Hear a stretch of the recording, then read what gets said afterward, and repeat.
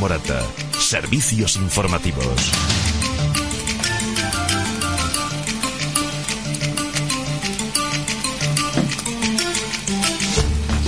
Y ahora continuamos con la sección de sugerencias de nuestros oyentes con Isabel Carrera. Isabel, buenos días. Hola, buenos días. Bueno, traemos bastantes temas, dos muy importantes. Vamos a comenzar por el tema legal y después vamos a continuar con el Día de la Mujer, que es el día de hoy. Bien. Vale, bueno, pues vamos a comenzar.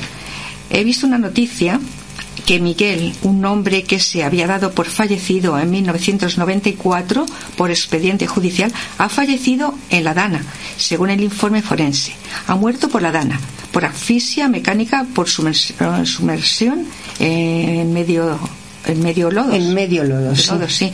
Entre el 29 al 30 de octubre del 24. Y a ver, ¿de qué se trata, Isabel? Como sabemos todo el mundo, ¿no? Pues eres abogada y es un tema legal por el que queremos hablar. Estuvimos hablando aquí cuando la Dana, qué pasaba con las personas desaparecidas, y hablamos de los expedientes de desaparición que tenían que abrir y los expedientes de fallecimiento en caso de que no aparecieran. Y precisamente este caso me ha recordado que lo habíamos tocado aquí.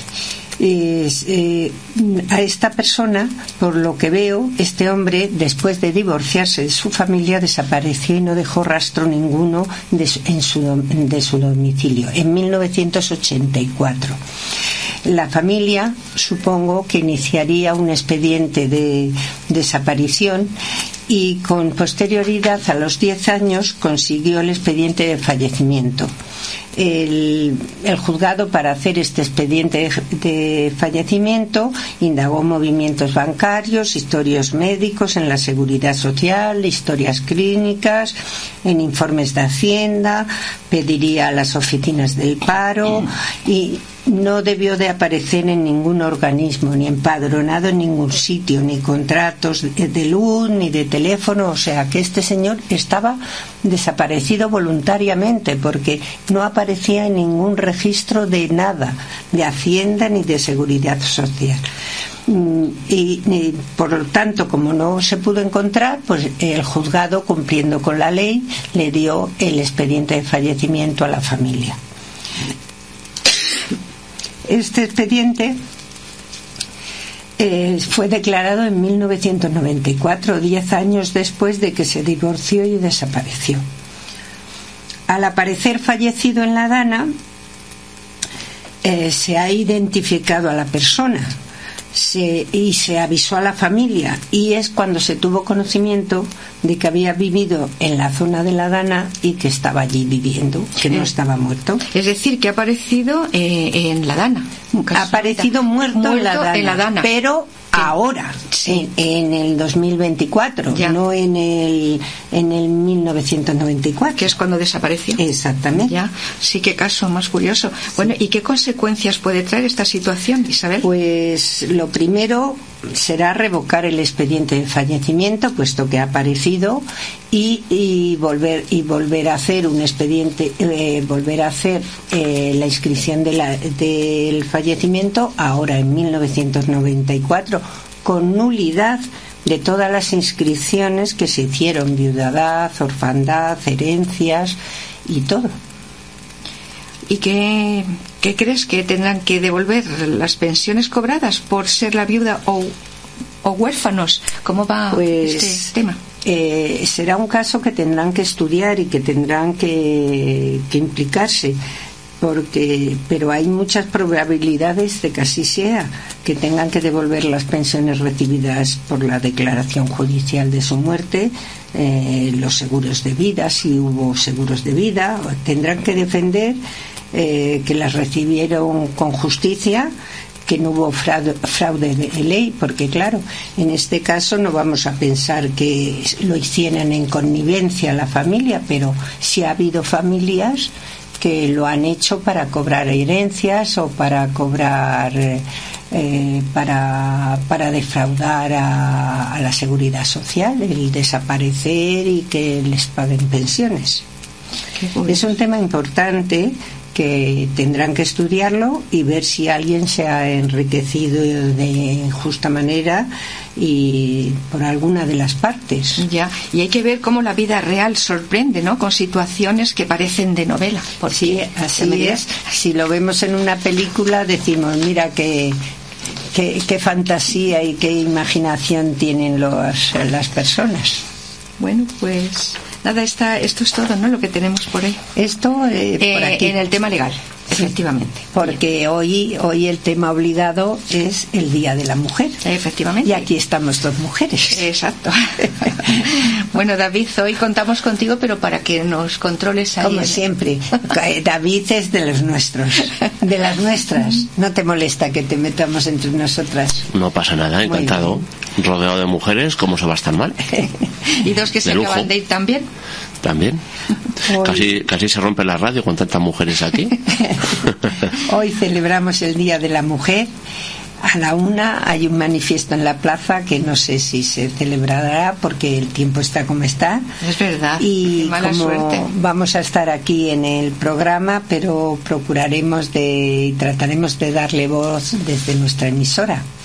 Mañana también hay un café coloquio en la Casa Cultural de Manuel Macron a las 5 de la tarde, mujeres de ayer y de hoy, y procuraremos también darle voz en nuestra emisora para aquellas personas que no puedan acercarse al centro y estar personalmente.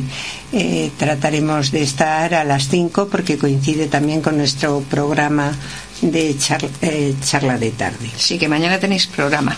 Bien, pues Isabel, ¿cómo iniciaron las mujeres su historia en la Universidad Española? Pues es una historia apasionante. En la universidad que se organiza en el Estado liberal de mediados de 1800, después de las revoluciones liberales, tiene poco o nada que ver con la universidad actual. En estos momentos existían en España 10 universidades repartidas por todo el país: Madrid, Barcelona, Zaragoza, Valencia, Oviedo, Santiago de Compostela, Sevilla, Palencia, Salamanca, enfocadas para la élite y con la dirección de Universidad Central de Madrid sobre los cursos de doctorado. O sea, estudiaban hasta la licenciatura en las universidades y venían a Madrid a hacer el doctorado. ¿Y qué carreras se podían cursar? Se podían estudiar 5 carreras que daban lugar al título y a una profesión titulada: Derecho, Medicina, Farmacia, Letras y Ciencias. Había otros estudios que no tenían el estatus universitario, como por ejemplo magisterio, enfermería. No se necesitaba el título de bachillerato para acceder. Era lo que se llamaba diplomaduras o carreras medias. Eso lo hemos visto hasta hace poco, que había las carreras tituladas de licenciados y las carreras medias. ¿Y qué era necesario para acceder a la universidad? Pues para acceder a la universidad era condición tener el título de bachiller, pagar las matrículas y los títulos. Eran carreras largas y eran carreras caras, a las que se le debía de sumar los costes de desplazamiento y alojamiento, si no se residía, si no se tenía casa en el lugar donde estaban los centros de estudio. Por lo tanto, la universidad estaba enfocada para las clases medias y altas. Una universidad que solo había hombres, aunque no existía ninguna norma ni ningún obstáculo legal para que la entrada de la mujer en la universidad. No había ninguna ley que dijera solo los hombres y ninguna mujer, porque ni siquiera se consideraba la posibilidad de que las mujeres se formaran en estudios superiores. Isabel, ¿y quién es la primera mujer que se ha matriculado en una universidad española? ¿Recuerdas? Solo has mirado. Sí, fue María Elena Masera Rivera. Esta mujer decide acceder a la Facultad de Medicina en la Universidad de Barcelona. Fue primero pidió un permiso real a don Amadeo I, que era el rey que había en aquel momento, para que le permitiera estudiar la carrera de medicina. pero esto no le permitió entrar en las clases de la universidad y durante 3 años tuvo que recibir clases privadas en su casa, hasta que algunos profesores de la universidad, como Joan Ginés, Partagás, Narcís Carbó y Aloy, viendo sus calificaciones, le permitieron asistir a las clases. María Elena tenía un asiento reservado en la tarima, al lado del profesor. No tenía permitido sentarse con sus compañeros. Pues Isabel, vaya época, ¿verdad? Que lo que han luchado estas mujeres. Por eso vamos a hacer el reconocimiento. Pero antes también había otras mujeres que habían estudiado en la universidad, ¿no? Sí, había habido algunas mujeres que habían estudiado anteriormente, pero habían entrado disfrazadas de hombre. De hombre. Como mujeres, con su nombre, su apellido, con sus vestidos, con su ropa, no habían empezado. Como hombre entró Concepción Arenal, que estudió la carrera de Derecho en 1841, o sea, 40 años antes, Concepción Arenal, vestida de mujer, estudió la carrera de Derecho. Claro que en esos momentos se creía que la mujer podía alterar el orden de las clases, la asistencia era muy accidentada, ¿y cómo era? Vamos a ver, se acordó que María Elena, cuando ya lo decidieron los profesores, no podía rondar los pasillos ni las zonas comunes. Debía estar en la antesala de los profesores y esperar allí al catedrático para ir al aula. Debía haber lo mismo debía hacer para volver al terminar las clases. No obstante, María Elena terminó sus estudios en 1878. Y cuando solicitó hacer el examen de licenciatura, no se le dio permiso para realizarlo hasta 4 años después, hasta 1882.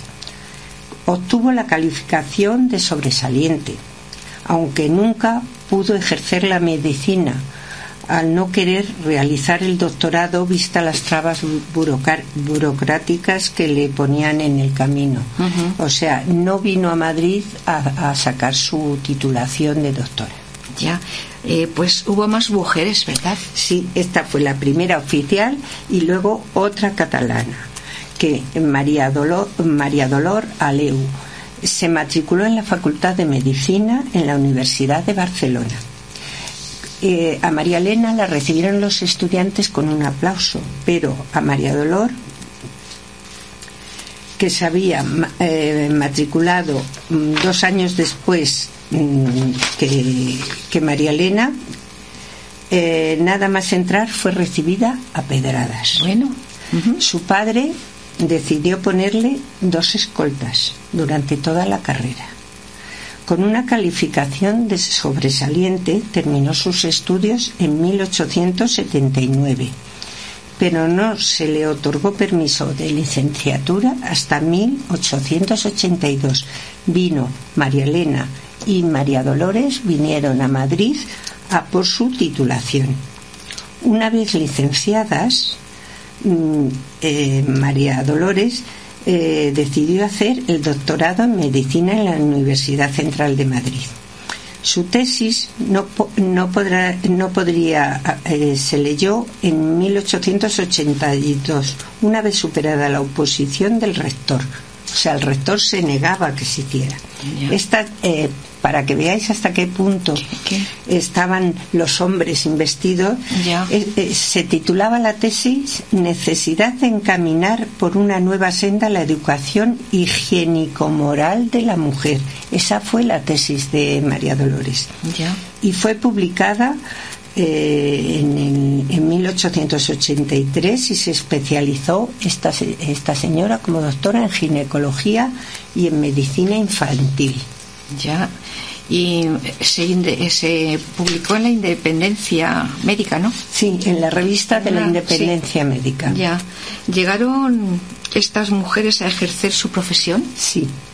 María Dolores, dentro de su consulta, tenía su consulta y atendía y curaba a mujeres burguesas que llevaban años con dolencias y no querían ir al médico al que les atendiera un doctor masculino, por vergüenza, y también se dedicó, tenía otra parte de la consulta, otros días, a asistir a prostitutas, madres solteras, mujeres pobres del barrio chino y niños huérfanos de la Casa de Caridad.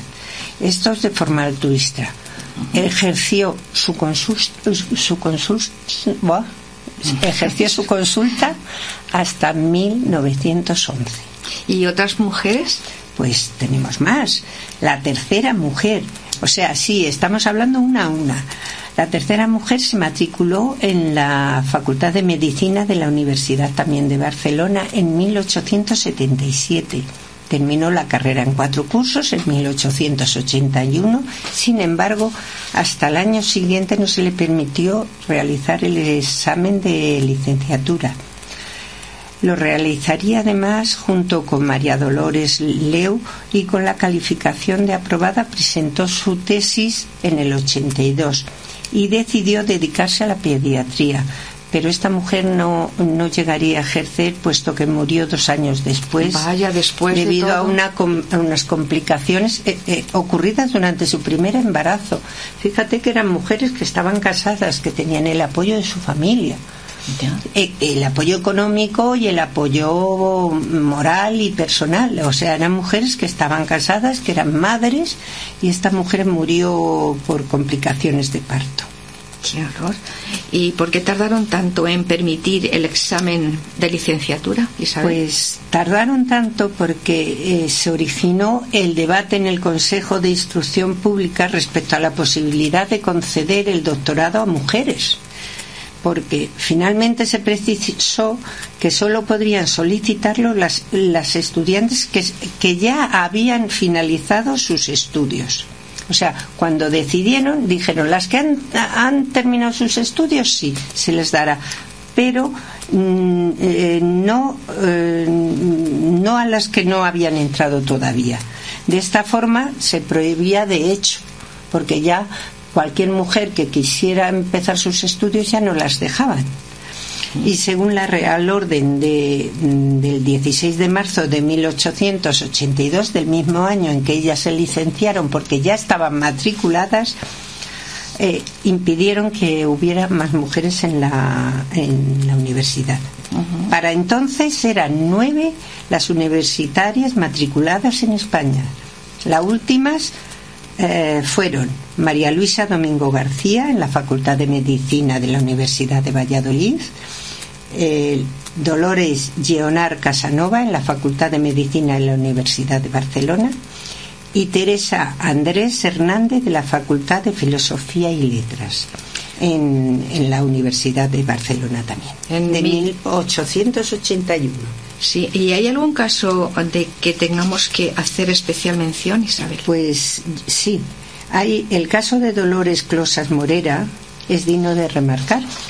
En 1886 decidió matricularse en la Facultad de Ciencias de la Universidad de Barcelona y pagó su asignatura de Química General, Mineralogía y Botánica. Geometría general, análisis matemáticos, asignatura que estuvo cursando hasta el momento de realizar los exámenes finales. Fue entonces cuando esta señora llega ya con su carrera toda estudiada y a los exámenes finales, fue cuando se le comunicó que no los podía hacer, porque su matrícula había sido declarada nula. Bueno, de acuerdo con la normativa vigente, y a pesar de que ella había iniciado la segunda enseñanza en 1881 y por lo tanto no le era aplicable la ley, el Consejo de Instrucción Pública de 1882 no consideraba que las mujeres estuvieran capacitadas para los estudios de filosofías y letras, a diferencia de los de medicina. Es en ese momento cuando este pensamiento se invierte y se trató de alejar a las mujeres de la medicina para acercarlas a la filosofía y a las letras. Se trataba de estudios que, como apenas tenían salida profesional, para ellas además pensaban que podían responder a lo que el Consejo suponía que era el deseo de adornarse ellas con los estudios que buscaban. ¿Y qué ocurrió después? Pues la prohibición de que las mujeres pudieran acceder a estudios superiores se mantuvo vigente hasta el año 1888, momento en el cual el Real Decreto permitía que pudieran licenciarse, en tanto que la enseñanza fuera privada. Por lo tanto, se podían licenciar, pero no entraban en la universidad a estudiar, a las aulas, tenían que estudiar fuera. Por lo tanto, tenían el derecho a ser examinadas, pero no asistir a las clases. Aún así, se pedía asistir a clase, el rector y el profesor de la asignatura en cuestión debía autorizar. La normativa aprobada en 1888 estuvo vigente hasta marzo de 1910. Hasta entonces, las aspirantes a ser futuras universitarias debían de contar con el permiso de la Dirección General de Instrucción Pública. Las instituciones estudiaban cada caso particular, el trámite que podía llevar meses o años incluso, y este fue uno de los factores que explica que a lo largo del siglo XIX tan solo hubiera 107 estudiantes matriculadas en las universidades españoles. Ay, Dios mío, qué historia, ¿eh? Qué historia más una profunda. Una historia que tenemos de verdad, sí, que hay que, sí. Pues esto sirva como un homenaje también a las mujeres, por supuesto, pues, a las mujeres de entonces. A esas mujeres que ahora decimos que luchamos, ellas también lucharon. Y estos pequeños apuntes sobre la historia, ¿verdad? De las mujeres pioneras que defendieron su igualdad y su derecho a poder estudiar igual que los hombres. Es bueno recordarlo para hacer evidente que los hechos son pequeños, por muy pequeños que sean, son piedras en los cimientos para la construcción de la nueva identidad de la sociedad.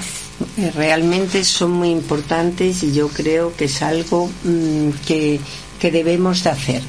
No es hacer grandes cosas, sino cada acto que hagamos en nuestra vida, pequeño o grande, sea de dignidad. Es cierto, es que vamos, que no se haya reconocido esto, de verdad, que triste, ¿no?